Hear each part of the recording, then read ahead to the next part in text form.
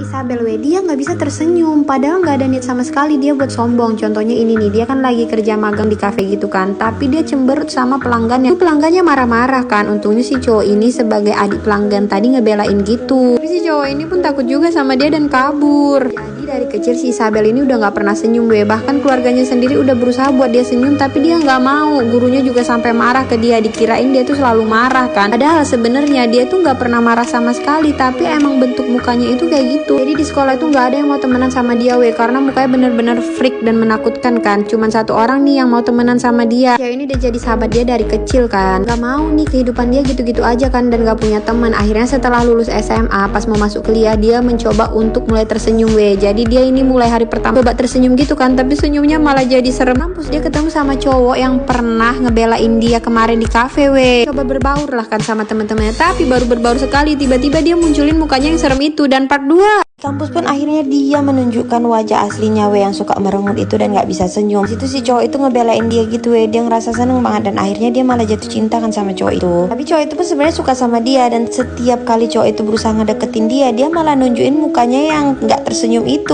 padahal dalam hatinya dia tuh sebenarnya seneng banget. Ini di suatu malam pas ada pesta gitu kan, si cowok itu kayak ngajak dia pergi ngobrol berdua gitu. Dia awalnya nunjukin muka serem gitu kan, terus dia teriak dan bilang iya aku mau, tapi mukanya tetap nggak tersenyum gitu. Akhirnya mereka mulai deket kan, sampai besoknya tiba-tiba si cowok ini ngasih bunga sama coklat gitu kan, tapi cewek ini sebenarnya seneng, namun dia nunjukin muka serem gitu. Dan karena takut si cewek ini nggak senang, si cowok itu alasan bilang ini mau aku kasih buat temenmu kok. Itu dia patah hati banget dan besoknya tiba-tiba si cowok ini kayak ngasih kejutan gitu dan nyatain cinta. Jadi ternyata si cowok ini jujur, kemarin aku takut kau nggak senang sama bunganya, makanya aku coba kasih kejutan lain. Akhirnya mereka sekarang pacaran deh. Terus si cowok ini bilang kalau sebenarnya dia itu bukan nggak tersenyum, tapi dia mengidap penyakit.